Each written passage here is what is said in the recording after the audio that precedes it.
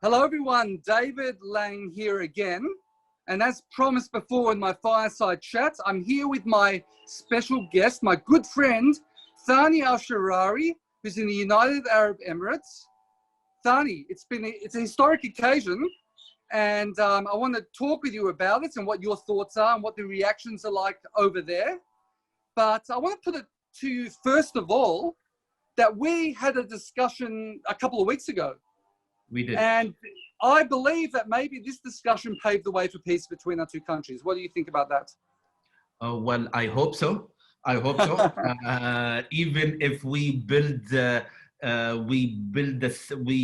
bridge, even with one nail or one brick, I think we need to do it, and it has to start from the individuals. I think it's more important that the people are in discussion with each other more than the governments, because the people, we are the ones that we need to interact with each other. We are the one that we shouldn't be hostile to each other. You should be safe around us and we should be safe around you.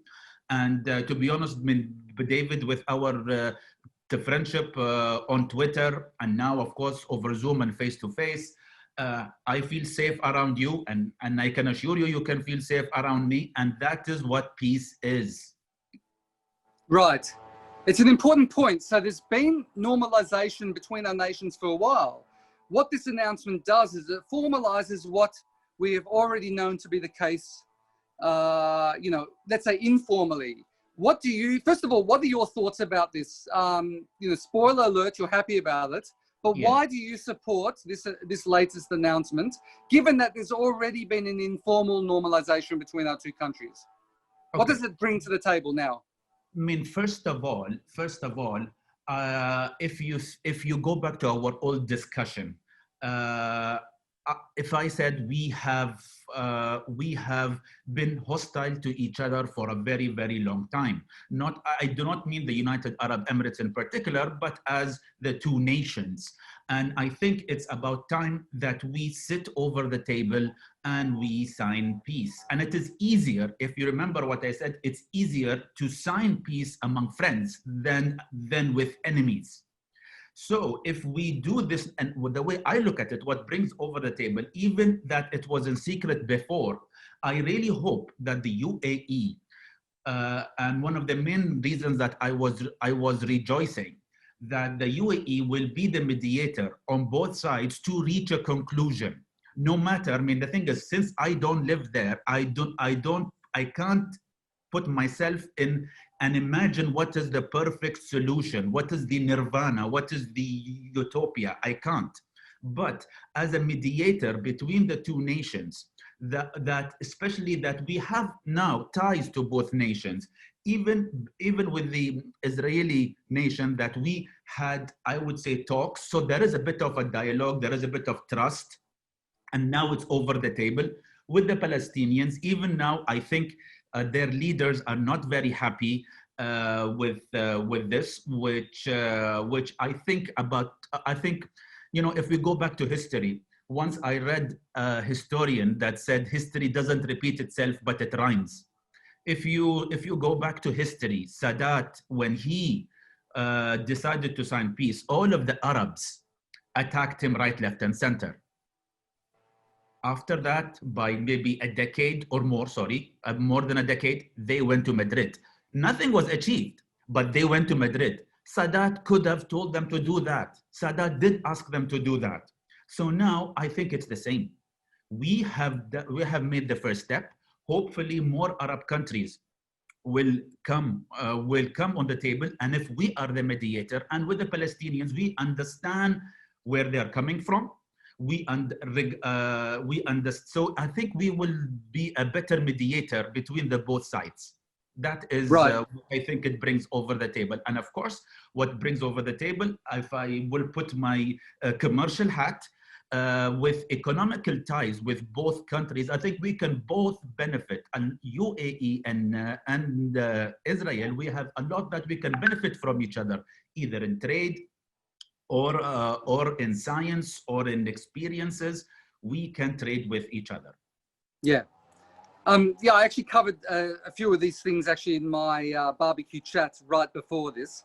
But I'm interested. Obviously, you're very supportive of this, as am I. But what's the word on the street there? If you can get the word on the street, given that you're probably, you know, in your house most of the time because of the coronavirus, what is the sentiment there? Is there a lot of most people in the United Arab Emirates like you that they see this as a positive thing, or is there a lot of opposition to it because for a number of reasons, including the fact that there's no promise that the Palestinians, you know, will get a state out of this?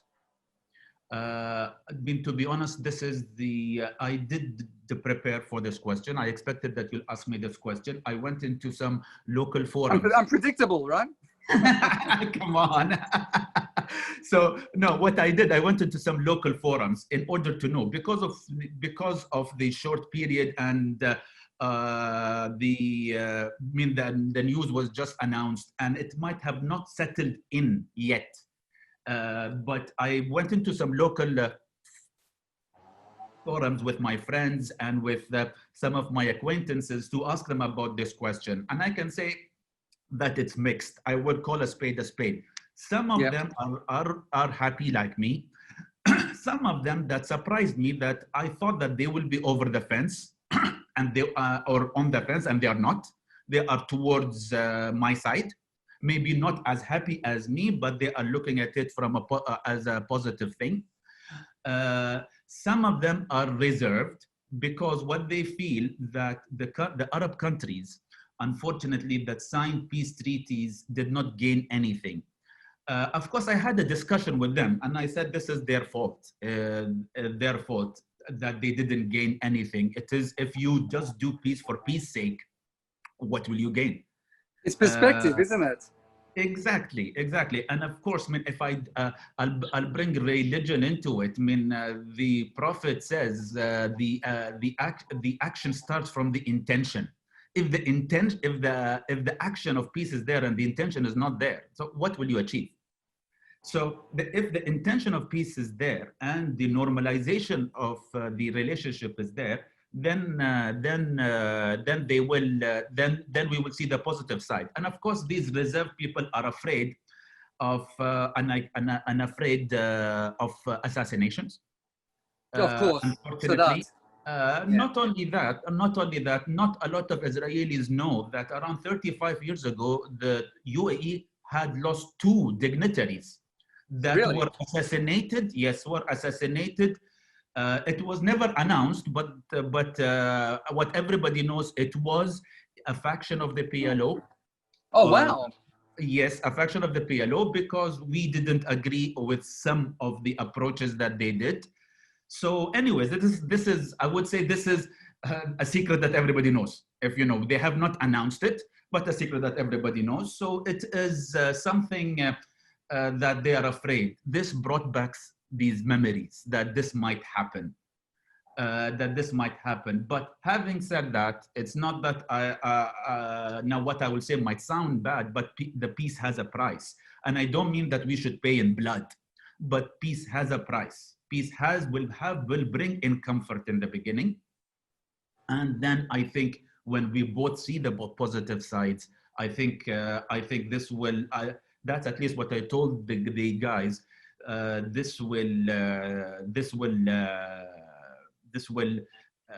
we will see the positive side, maybe not right away, but maybe in a year or two. In a year or two, we will definitely see the positive side. And of course, the commercial, when I asked the question in the commercial circle or in the business circle, they are happy. They are saying, okay, this will open up maybe a new market where we can trade, we can maybe sell some of the products that we produce here in Israel and vice versa. And plus, we can learn from Israel's agricultural technology. We've been always, it's something we always hear about. We haven't seen that Israel is quite advanced when it comes to the agricultural technology, and being in a desert. I think this is the low-hanging fruit that we can learn from Israel. Yeah, absolutely. There's a lot of mutual benefit that we'll definitely get out of this. Now, 100%. obviously, because you were talking with a lot of people in preparation for my predictable question, you know that not everyone is absolutely ecstatic about it or supportive of it as you and me are. Yes, But you've also been subjected on Twitter to yes, quite a bit of vitriol yes, from people from all around the world. yes, Did it surprise you the amount of vitriol? And all you did basically was show some support for peace. yes, Did it yes. shock you, or you're used to it by now? No, I would say more. I expected, but from some people or some followers that I had, I would say, a decent relationship with, that I wouldn't say they sent me a nasty message. It was a very polite Okay. goodbye message. They say, okay, we hear you, we don't agree with your opinion, and we will unfollow you. Okay, if Wow. that is okay, that is there. I mean, I respect. I might not be everybody's cup of tea. I cannot convince everybody. Some people might not see what I see now, but hopefully in the future they will. But of course, I was called already. I mean, it's not only today or last night. I've been already been called an Arab Zionist, an Emirati Zionist, a Dubai Zionist. Dubai That's not an traitor. insult. That's not an insult, I, by the u- way. It just means you support Jews living here. I, It's not an insult. I Yeah. understand, but according to them, it is. Yeah. According to They them, think it it is. is. I was Yeah. called a traitor. Of course, I am censoring some of the things I was told, and my answer was always one word: thank you. That's Whatever they that's said, a dignified answer. I was always saying thank you, thank you. And again, I repeated and I said, now I believe, and I said that in the previous, I believe any nation has the right to live wherever they want. If the Israelis want to live in the promised land, they should live in the promised land. That's my opinion. But I also say in the same sentence that we cannot undo what was done. The Palestinians or the Arabs have been living there for a very, very, very long time, and we need a just solution for that issue. I never ever don't take the side of the Palestinians. When you want peace, you cannot take one side. You have to take both sides. You have to take the side of the Palestinian and the Israeli. And if you see my tweet, I never not mention the Palestinians. Right. I never not mention them because they are there and they deserve a just and a fair solution. What that is, I go back. I don't live there. I can't say. Yeah. No, but what I respect about you is that you try to look at things objectively and look at the both sides. And as we discussed in our previous discussion a number of months ago, you were brought up with a certain point of view and you questioned it. It was a very sort of anti-Israel point of view. But even the way you're expressing yourself now, you said this is what you just said. If the Jews want to live in the promised land, you didn't say if the Jews want to live in that land. Meaning you acknowledge what this land means to the Jewish people, just like you acknowledge that the Palestinians have a connection to this land as well. True. So I think that is eminently fair. And I think that is definitely the way to peace, that you have to look at both sides and each side has to look at whether or not you, in your heart of hearts, believe the other one has a claim.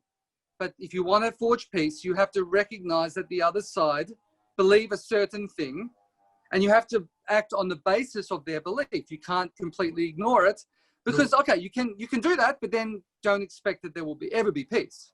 True. Yeah.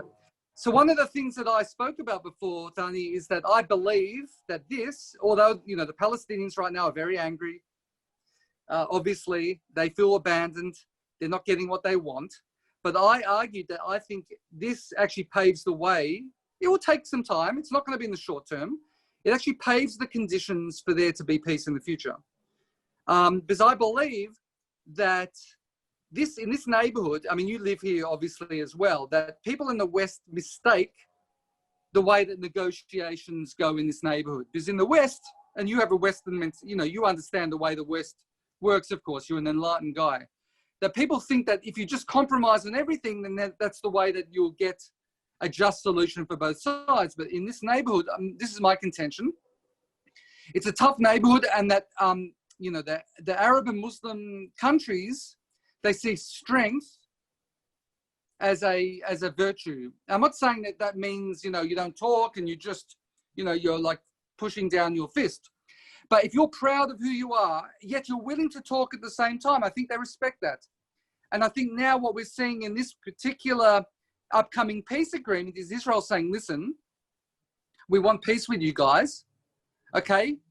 We will hold off on sovereignty of what we believe is our land, and we'll pursue some peace negotiations. But it's not, let's say, like what we saw in the past, which is like predicating everything on like the Palestinians will get a state at the end of this and Israel will just give up the farm. And that's kind of where I see things, and I'll be interested in how you see things as someone that lives in this region. In addition to the fact that now we have this bigger alliance, a formalized alliance against Iran, who are a very big threat to your country, to my country, to the other countries in the Gulf and the region. So would you agree with my assessment that actually in a counterintuitive way to someone that might not really understand the issues, this could forge the way for peace? Because also that Palestinians will see, wait a minute, no matter if we, in the past, it was like whatever they did, they would actually get rewarded for that behavior. I'm talking now about the leadership of Hamas and the Palestinian Authority, not every, average Palestinian, many of whom just want to live their lives and not bother anyone. I appreciate that. But in the past, you saw that the more terrorism and the more intransigence, Barak's peace offer, Olmert's peace offer, they just didn't even consider it. They threw it out in the garbage. That maybe now they don't feel that everyone's got their back automatically, and that they actually might be more reasonable to come to some sort of compromise with us. What do you think about those thoughts? Longest question ever. No, I totally agree with you. I totally agree with you. And that is what I hope, that the Palestinians will see this. Of course, the leaders might not, for political, economical reasons, they might not agree. But I think if you ask any Palestinian at the moment, do you want to live a dignified life with your kids going to school, having a dignified, sorry, I already said that, a dignified life, kids going to school, working, you're getting your, you are able to put bread on your table easily? Or do you want to live in a country where you will put your flag and you will live in poverty? Which one do you want? Okay, obviously they will want to live in a country where they will have a dignified life and they will be able to live in peace. Now, why I say this, regardless of what solution there should be, both the Palestinian and the Israelis should feel that. They both should feel safe. They should both feel when they go to school or when their kid goes to school, nobody will stab them. Nobody will bomb a bus. Or there will be, if I hear from the other side, there will not be a lot of stoppage, so the bus reaches the school late and the kids will miss half of the day. Okay, but having said all of that, wouldn't you want to live in peace? Wouldn't you want when for example, my son, I think on Twitter, I already said my son is in the military service now, as we speak. I dropped him last Saturday. And then I was talking we knew for a bit. Yeah, and I was talking to another technical connection difficulties. Yeah. Yes. Can you hear me? Hello, can you hear me? Now I can. Yeah. Sorry, you froze a bit. Yeah, I was chatting. I can hear you now. Yes. I was chatting with some people from different countries that their kids were also been drafted or they were in the military service, and then I thought. And I was talking to an Israeli father who I don't know how old is he, but the important thing is we have sons at the same age. They both have entered the army now. My son is lucky, I would say, because we are not in a state of war technically with anybody. But his son, if he's drafted and Israel goes to war with one of his neighbors, how would the father feel? Now, that is exactly what I felt. So why should fathers and mothers feel like that? So that's why I think the Palestinians will see this in the future, that they will want peace. The Israelis will want peace. When that Israeli father will send his son to the army, he should feel like what I feel. I am missing him. I am missing him. By mistake, every time I come home, I go to his room to say hello, but then I realize he's not there. I miss him.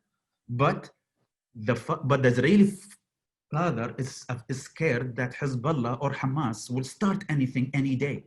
And his son or so anything that reduces the risk, that doesn't, let's say, encourage them to do those sorts of things, paves the way. Yeah. Exactly.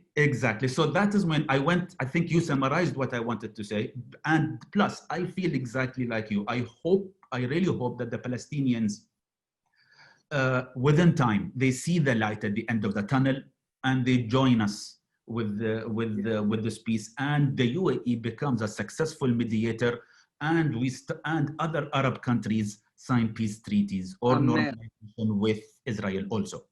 Amen, Thani, amen. Okay, so now on a personal level, because we've been talking about this for a while, and you've told me how you've wanted to visit Israel. Yes. Going back a long time, and now we can actually visit each other. Yes. Once the coronavirus makes a peace treaty with us, yes. All of us. But you said, on Twitter, I'm coming, and you're getting a lot of invitations. I am. I'll be on the first flight. I will be on the first flight. I will do my best. I will do my best. I will want to come to Israel. I will want to visit. Now I think I have a lot of family there, I would say. You do. I have a lot of family there. I would like to visit. I would like to get the honor also to see you, to visit you, and to barbecue, and to break bread. And of course, and to see the beautiful country, and plus, I'm a person who loves history, and your country is full of history, of all religions. And of course, if God gives me the blessing for me to pray in Al-Aqsa Mosque, and I hope you'll be next to me praying also. Amen. Amen. So this is actually another thing that I mentioned, which actually helps peace, because now with people like you, I mean, you're different because you're a rare breed, because you've already gone through this process and tried to read up on things, but not everyone's like that. And with many other people in your country and other countries in the Middle East that have sort of believed the education that they received, that, that the Arabs here don't have any rights, and they're not able to visit their mosques and things like that. But to actually see it yourself and to get to know Jews, and for us to get to know more people like you, it will help, as you mentioned, I think earlier in this call, this sort of grassroots peace approach. Peace is between people, not governments. That's what you said. Yes. And I think that this is very exciting. So, Thani, what I suggest is we'll be in touch, of course, a lot to plan your trip. But what I would love to do while you're here, besides have you over for a barbecue, because, I love eating meat all the time, and we'll break bread, of course, is that let's do some videos. I'd like to do some videos with you as you're going up to the Temple Mount, the Al-Aqsa, and get your reaction in a very spontaneous, real-time way, and discuss how you're feeling at the time, rather than sort of a polished kind of video production. Just get some real honest, take you to many of these places and just let's roll the cameras and then discuss, what you're feeling at the time and what I'm feeling at the time. That could be a pretty exciting kind of experience for both of us and viewers. Inshallah. As I say, inshallah. Inshallah. Inshallah, inshallah. Of course, it will be an honor. And of course, if me and you can start building the bridge between the people, I think we have to do it. We have to do it. We have to, yeah. We have to do it. And the thing is, we are not, and I think people that follow us on Twitter and other social media understand that we're not these, for want of a better word, at all costs, left wing, peacenik hippies. You know, we want peace, but we're also thinking people that understand the pitfalls. We understand history. We understand the conflicting arguments. We understand it's not easy, but I think we both respect knowledge. We respect from each other. And as a result, I think that we have a very kind of unique, if I can call it that way, platform, because the majority, you know, peace is between enemies, right? Peace isn't between people that get along. There's already peace between people that are already, you know, think completely alike. Yes. Of course, we're not enemies, but I think we are a good bridge to people that might have opposing views, yet are able to find, in many ways, but are able to find some common ground. Because at the end of the day, we all want the same thing. We want to just be able to live peaceful existence. As you said, bread on the table, we want the same things. And we have an opportunity also, differing views. You know, you were saying before that people were unfriending you, even politely. But I see this as a big loss, because I see any opposing view, as long as it's done respectfully, as a growing opportunity. It's for me to learn something new. I don't have all the answers. You don't have all the answers. Exactly. But by having a friend that thinks a bit differently, but you're able to have a really good, respectful discussion, this is the way that peace is made. So I look forward, Thani. Any last thoughts from you? Because we probably have to go soon. Yes. Any last thoughts for the viewers of this? I just say I welcome you to Dubai, inshallah, when the flight will open and we make peace treaty with the corona, both of all of us. And I will see you in Israel. And of course, I would say to all of your viewers, if you have any chance to build a bridge with anybody on the other side, don't waste the opportunity.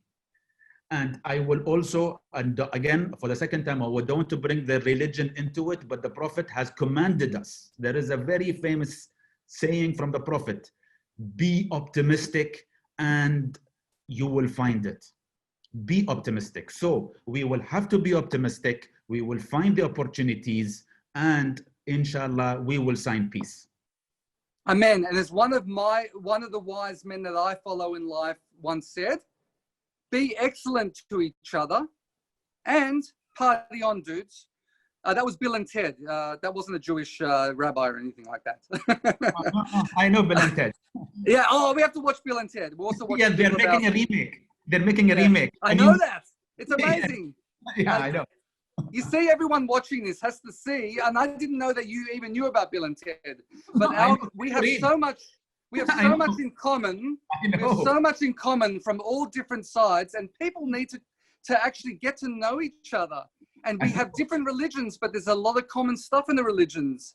And we have different cultures, but there's a lot of commonality. And once you get to treat someone as a person and get to know someone as a person, like we've done for like a decade, you realize like you can be best friends or really good friends with someone that you wouldn't normally think you could, just because of the way you brought up and all the barriers that you put in front of each other. It's funny that you like Bill and Ted. I honestly didn't know that you love it. The new movie's coming out. Maybe if you come to Israel, we'll watch it here or in Dubai, wherever you prefer. Okay, Toda Rabba Achi. Shabbat Shalom, Habibi. And we'll talk soon. Take care. Bye-bye. Bye-bye. Bye-bye.